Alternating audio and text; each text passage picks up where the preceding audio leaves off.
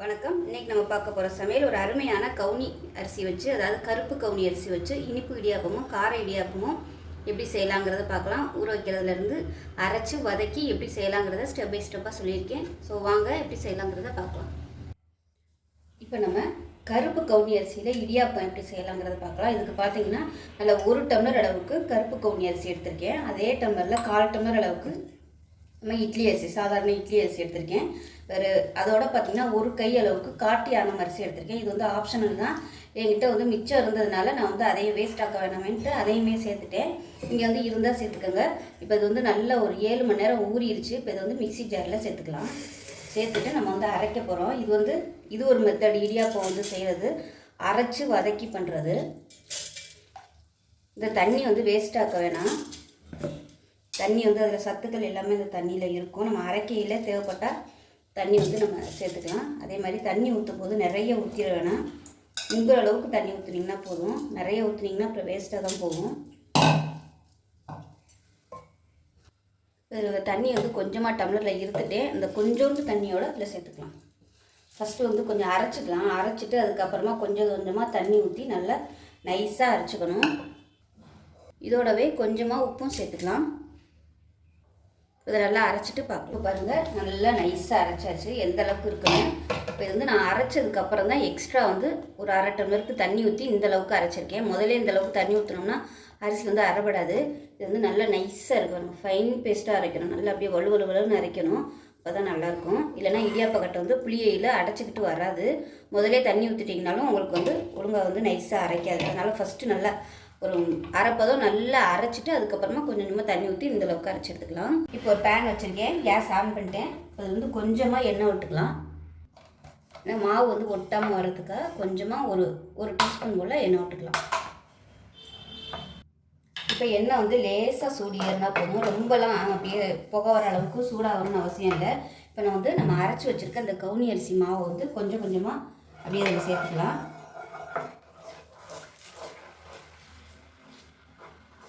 அடுப்பு வந்து full and full மீடியத்தில் தான் இருக்கணும், ஹையில் இருக்கக்கூடாது. கைவிடாமல் கிளறிக்கிட்டே இருக்கணும்.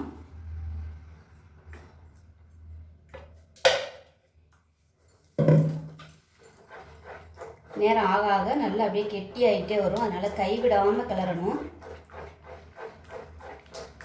இப்போ நான் வந்து கையை எடுத்தேன்னா அங்கங்கே அப்படியே கட்டி தட்டிடும். அதனால நான் கைவிடாமல் கிளறிக்கிட்டு இருக்கேன். அங்கங்கே அந்த மாதிரி தான் அப்படியே திரண்டு வரும். எல்லா மாவும் வெந்துருச்சுன்னா ஒன்று சொன்னாப்புல எல்லாமே சேர்ந்து வந்துடும்.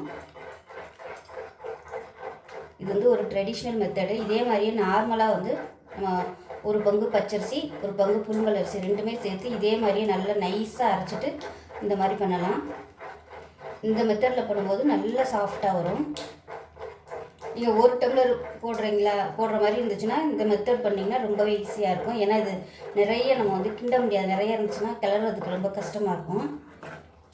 இப்போ நான் வந்து எடுத்துருக்கிறது கரெக்டாக 1 டம்ளர் தான் எடுத்திருக்கேன். அதனால் நான் வந்து வதக்கி பண்ணுறேன்.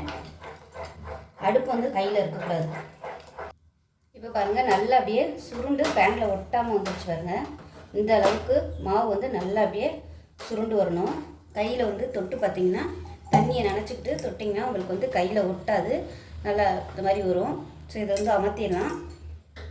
இது வந்து அமர்த்திட்டு வேறு பிளேட்டுக்கு மாற்றிக்கலாம். இதே இதில் வச்சிங்கன்னா உங்களுக்கு அடியில் வந்து பிடிக்கிற மாதிரி இருக்கும். அதனால் வேறு பிளேட்டுக்கு மாற்றிட்டு நல்லா இப்போ பார்த்திங்கன்னா மாவு நல்லா ஆறிடுச்சு. ஆறினதுக்கப்புறம் நல்லா இந்த அளவுக்கு சாஃப்டாக பிசைஞ்சிருக்கேன் பாருங்கள். இந்த மாதிரி நல்லா கட்டி இல்லாமல் நல்லா சாஃப்டாக பிசைஞ்சிக்கணும்.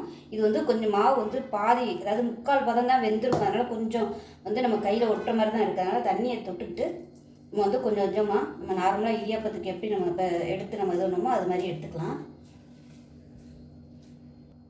இப்போ இடியாப்பம் ஆச்சுனேன், எண்ணெய் தடவிட்டேன். இப்போ கொஞ்சமாக எடுத்து உள்ளே வச்சுக்கலாம். எடுத்தது போக மிச்சத்தை வந்து துணியில் வந்து மூடி வச்சுக்கோங்க, ஈர துணியில். இப்போ இந்த இடியாப்பத்தட்டில் எண்ணெய் தடவி வைக்க நம்ம வந்து பிழிஞ்சு விட்டுக்கலாம்.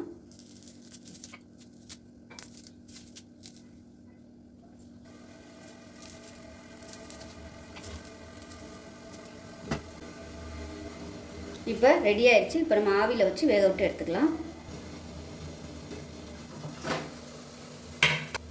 தண்ணி நல்லா கொதிக்குது, வச்சிடலாம்.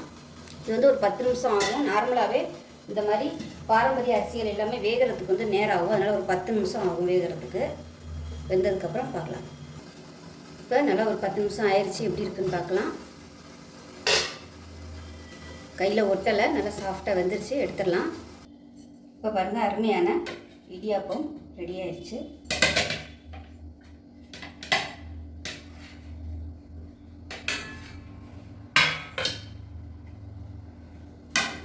பார்க்கவே நல்லா கலர்ஃபுல்லாக சூப்பராக இருக்குது பாருங்கள். இப்போ இதே மாதிரியே எல்லாத்தையும் புழிஞ்சிட்டு பார்க்கலாம்.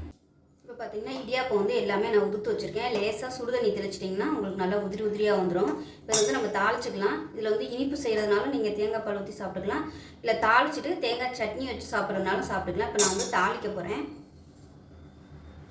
இப்போ ஒரு கடாயை எடுத்துக்கலாம். இப்போ கொஞ்சமாக எண்ணெய் விட்டுக்கலாம்.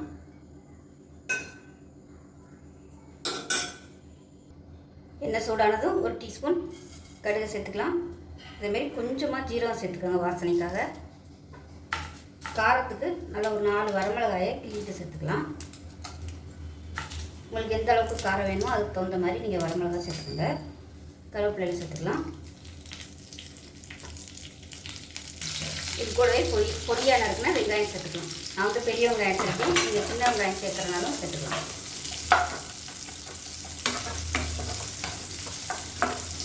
கொஞ்சமாக உப்பு சேர்த்துக்கலாம். இப்போ நம்ம உளுந்து வச்சுருக்கிற கவுனி அரிசி இடியாப்பத்தை சேர்த்துக்கலாம். 1-2 உளுந்து இருந்தாலும் நம்ம இப்போ எண்ணெயில் போட்டு கிளறையில் நல்லா உதிரியாக வந்துடும்.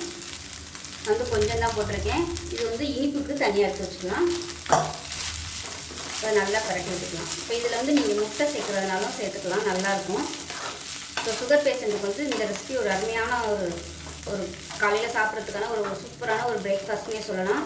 ரொம்பவும் ஹெல்த்தி, சுகர் லெவலும் ஏறாது, நல்லா பசி தாங்கும். இந்த வெங்காயத்தோட இந்த பெரிய வெங்காயத்துக்கு பதிலாக நீங்கள் சின்ன வெங்காயமும் சேர்த்துக்கலாம். இனிப்பு சேர்க்க பிடிக்காதவங்க அந்த மாதிரி காரமாக செஞ்சு சாப்பிட்லாம். கவுனி அரிசியில் கஞ்சியாக சாப்பிட்றது கூட ஒரு சிலருக்கு சாப்பிட போர் அடிக்கும், டேஸ்ட் ஒரு மாதிரியாக இருக்கும். இது வந்து நல்லாயிருக்கும், டேஸ்ட் நார்மல் இடியாப்பம் மாதிரியே இருக்கும். இதில் வந்து நான் காட்டியான அரிசியும் சேர்த்துருக்கேன். ரொம்பவே ஹெல்த்தியாக இருக்கும். அதுவுமே சுகர் வந்து கண்ட்ரோல் பண்ணுறதுக்கு ரொம்ப சூப்பராக இருக்கும். ஸோ நீங்கள் வந்து நான் வந்து இன்றைக்கி இன்ஸ்டண்ட்டாக எப்படி மாவு வந்து நம்ம அரைச்சி வதக்கி பண்ணுறதுன்னு காமிச்சிருக்கேன். இன்னொரு வீடியோவில் வந்து நம்ம ஸ்டோர் பண்ணி வைக்கிற மாதிரி மாவு வந்து எப்படி தயார் பண்ணுறதுங்கிறது வந்து நான் இன்னொரு வீடியோவில் போடுறேன். அது செஞ்சு வச்சுக்கிட்டோம்னா நம்ம எப்போ வேணாலும் சாப்பிட்லாம். சுகர் பேஷண்ட்டாக இருக்கிறவங்க கொஞ்சம் கொஞ்சம் இந்த மாதிரி செஞ்சு சாப்பிட்டிங்கன்னா நல்லாயிருக்கும். புட்டு செய்யலாம், இந்த மாதிரி இடியாப்பமும் செய்யலாம். இதில் பார்த்தீங்கன்னா நான் மிச்சம் இருந்த மாவில் கொலக்கட்டையும் பண்ணி வச்சுருக்கேன். அது உப்பு கொலக்கட்டைன்னு சொல்லுவாங்கள்ல, அது மாதிரி இது உண்மையிலே ரொம்பவே சூப்பராக இருக்கும். நம்ம நார்மல் இடியாப்பம் வந்து அதாவது வெள்ளை அரிசியில் வந்து கொலக்கட்டை செஞ்சால் எப்படி இருக்கும் அதே டேஸ்ட்டு தான் இருக்குது. இதில் தேங்காய் துருவி போட்டு பிடிச்சி வச்சுருந்தோம்னா அருமையாக இருக்கும். புகையிலையும் வரையிலையும் எடுத்து சாப்பிட்லாம், அருமையாக இருக்கும். வித்தியாசமே இல்லை, நல்லா அருமையாக இருக்கும் இந்த கொலக்கட்டை.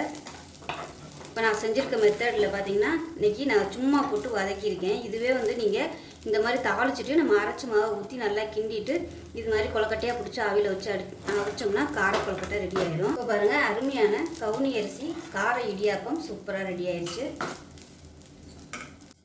இப்போ பார்த்திங்கன்னா நம்ம தேங்காய் பால் சேர்த்துக்கலாம். இப்போ இதில் நாட்டு சக்கரை அதாவது வெல்லம், அதாவது பொடி வெல்லம் இருக்கும் பார்த்திங்களா, அதுவுமே நான் சேர்த்து அரைச்சிட்டேன். இப்போ இதை வடிகட்டிட்டு அப்படியே நம்ம சேர்த்துக்கலாம்.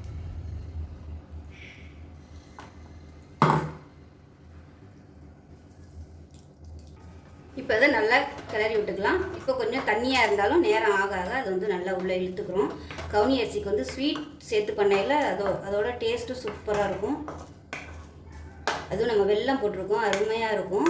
அது நேரம் ஆகவும் நல்லா அப்படியே நம்ம சாப்பிட்ற பதத்துக்கு சூப்பராக வந்துடும். அவ்வளோதான், வெல்லம் போட்ட கவுனி அரிசி இனிப்பு இடியாப்பம் ரெடி ஆயிடுச்சு.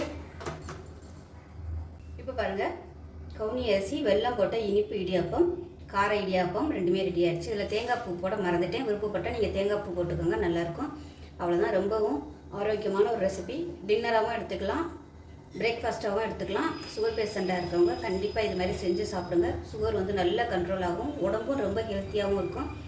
ஸோ இந்த வீடியோ பிடிச்சிச்சுன்னா லைக் பண்ணுங்கள், கமெண்ட் பண்ணுங்கள், சேனலை சப்ஸ்கிரைப் பண்ணுங்கள், பக்கத்தில் உள்ள பெல் பட்டனை ப்ரெஸ் பண்ணுங்கள். நன்றி.